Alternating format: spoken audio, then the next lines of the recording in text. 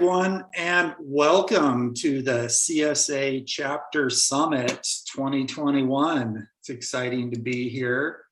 So I am Jim Rivas, Chief Executive Officer of Cloud Security Alliance, and joining me on this welcome is Alina Armstrong, our president. So Alina, glad to have you here. I thought maybe since you're still kind of the new kid on the block for CSA, that maybe you wanted to say hi and introduce yourself and tell the group out there a little bit about your story. Yeah, of course. Thank you, Jim. So yes, I am still sort of the new kid on the block, and I still am learning a tremendous amount. So I guess I'm still drinking from the fire hose, but I joined CSA back in January and have been holding any number of meetings and talk and shop with industry leaders and members to try to get more insights on needs, etc. I came from SC Media, which was owned by Haymarket Media, a UK-based organization where I ran all of the content strategy for the brand and worked very closely with all of the different stakeholders to ensure that we were evolving as we should, right? We went from being the old school sort of hard copy monthly B2B pub to offering research, intelligence products, online and live events, podcasts, videos, had a very robust interactive website, and then launched a bunch of recognition and awards programs, some of which are still being held by the brand, which was acquired by another small company that entered the market a couple of years ago. And, some of those recognition programs included, recognizing diversity and women in our field, which I think is still very important and something, of course, CSA has been very heavily invested in. So it just seemed like a kind of a natural sort of step forward to join CSA, given the fact that you and I've known each other for years and years, and you were one of the guys who really, helped to educate me when I was a super noob back in the day, years and years ago, you and Dave Cullinane. So it definitely feels like it's coming full circle for real. Yeah, I think the student has exceeded the master there, because I think I'm forgetting a lot of what I learned, but you've been one of those people that's been a great partner to associations and the industry over the years. And so I was delighted by having the opportunity to have you on the team. And for those of you who, depending on where you are and which chapters you're closest to, I'm closest physically to the Seattle chapter, and you're in the greater Boston area, right? Yeah, that is correct. So, and can you spell Massachusetts? I forgot how. You could just say, yes, I can spell it. So yes, I can spell it. But so, yeah, we got a lot of East Coast chapters over here too. Yeah, so that's a great opportunity for you on the Eastern Seaboard, is to have Alina come participate as we open up here and get into the post-pandemic phase. So I know that there's going to be a lot of great content. We're going to cover a lot of the different training programs and STAR and a lot of other things that are really important to CSA. There's a great roster of speakers. I know you're going to have fun with a cybersecurity trivia contest, so that'll be fun. But I think we just want to talk a little bit about the trends and how important we see chapters in the future. And I sort of see 2022 as the year of the chapter for CSA. If you would think about specific things we're going to do that are new and different, that's probably sort of up at the top of what we want to do to make the chapters, which are often your independent corporate entities all over the world, different languages, different cultures. They're all there to sort of disseminate the CSA message and represent us locally. And I know, Alina, you've done a few different chapter events, and you've also had some opportunity to spend some quality time with our chapter relations manager, Todd. And so, what have been some of your early impressions about the CSA chapters? I am extremely impressed with how actively engaged most of the chapters, if not all of the chapters, are with members.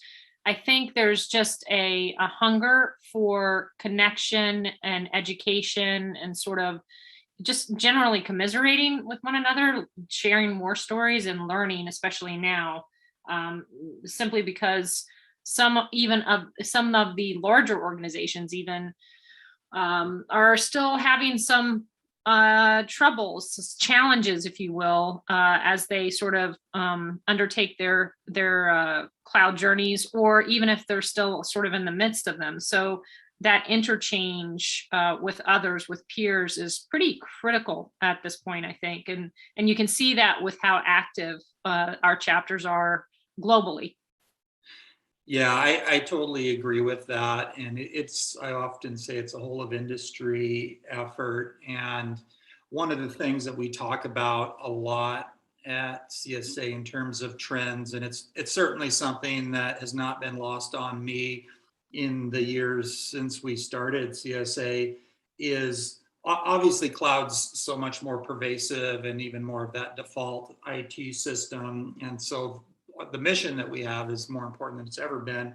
But when you think about how cybersecurity is more and more becoming national security for different countries, and you think about how there's a lot of efforts around the world to look at how do we keep data inside of certain countries, and how do we think of the term you often hear is sovereign cloud. So I think that it's so important that we not only have those chapters that help us understand the local environment and how it might influence how we think about our research and best practices globally, but also they have a really good opportunity to tailor the CSA message into what works for the local regions, the governing laws, and everything else like that. And Eileen, I mean, that's certainly in your past roles, you've been very much sort of international role, and cybersecurity can be treated quite differently in the different regions, can't it? Yeah, absolutely.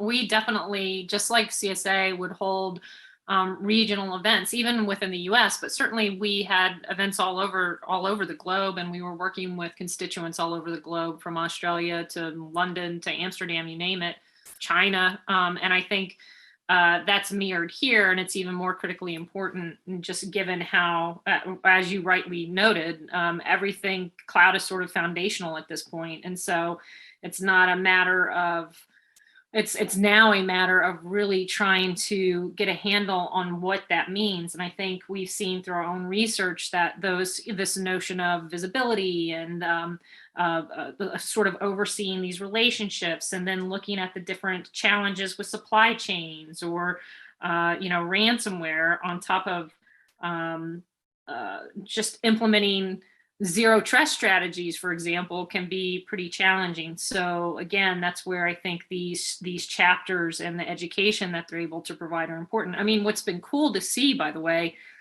we have our security, trust assurance, and risk program, which I think is quite an interesting and cool program that has been established by CSA. But what's been interesting about this program that really allows companies to find a provider with the right level of security that will fit their needs, and certainly kind of adheres to our CCM, our cloud controls matrix, and leverages our consensus assessment initiative questionnaire and all that kind of stuff. So it's definitely making sure the controls are in place. But what's cool about that is we've seen chapters this year form because their different countries are requiring that the cloud providers that operate there meet STAR Level 2 attestation of our STAR registry, which is really, really cool, in my opinion.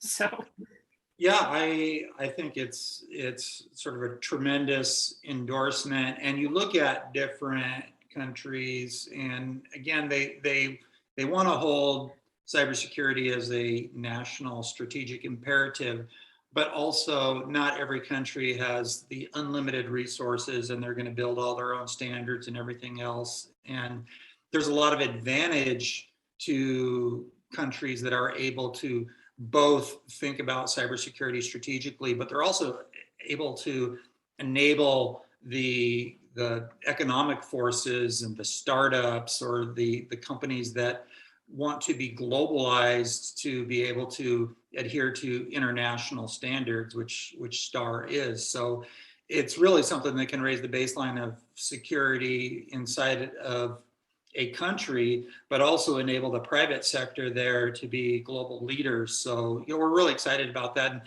And we talk a lot here about the international aspect of it. And I don't want to ignore the fact that, hey, we got a lot of chapters in the United States, and there's other countries like India and China that also have several chapters. And it doesn't always need to, your participation doesn't always need to break down along those sorts of international boundaries, but also it can be cool technology or other aspects of cloud that you find pretty interesting. And I think that was actually what you were talking about, referring to, Eileen, because you and I both were last week at the Washington, D.C. chapter where they released their Zero Trust paper. Yep, absolutely. And I mean, we were very focused on this notion of how organizations can better work with one another, work with the private public sector, and that's something that in this industry, given the certainly I've been in this space for a mighty long time, and Jim, you have as well. That this thing about threat information sharing between the private and public sectors has been discussed ad nauseum. But again, it's one of those issues that President Biden's executive order on improving the nation's cybersecurity definitely called out. And so when you have these sort of grassroots efforts, as you see in the CSA chapters, we are making headway in that regard. We are seeing, not only war stories shared, but certainly some of that threat intel. Even when people call you up on the phone and say, "Hey, can you introduce me to that person who was at that event last week? We're dealing with something right now." That's the kind of those are the kind of ties and trusted relationships that are built when participating with an organization like ours. Yeah, I think it's exciting, and I think we've only scratched the surface on what we can accomplish through that collaboration. And so we think about, when we talk about, hey, 2022 is going to be the year of the chapter. What does that mean? And there's certainly a few different thoughts I have, and like to hear, Eileen, some of your thoughts as well. But certainly, I think we're going to be investing more, just straight out investing where we think it makes sense, where there's a good case to be made that we can help a chapter accelerate quicker. So that's somewhat to be determined. Certainly, we're going to buy an unlimited supply of coffee for Todd so he can better facilitate and service the chapters. He does a great job, so we're gonna help him out. But when we think about what we can do, this integration so that chapters are actually a more vital, fundamental part of our research team and a virtual extension of the research team we have, so that we can do more interesting research covering a broader swath of topics, I think is really important, so that we can have the right sorts of connections between our corporate members that are often large global companies and the people within a region, and maybe they have people that should be participating in the chapter, and just a lot more synergy, I think, are the types of things we want to do with chapters. And I mean, your thoughts on that, Eileen? No, I absolutely 100% agree. And I also think that not only will it be within the research division, which is a huge part of what CSA does, our research and standards, but then and making those ties with our corporate members, with the chapters and individual members. I think also, as we still look to solidify, if you will, the goals of the CXO Trust Initiative that we announced this year. I definitely see chapters playing a pretty critical role in how we continue to roll out offerings for that particular initiative.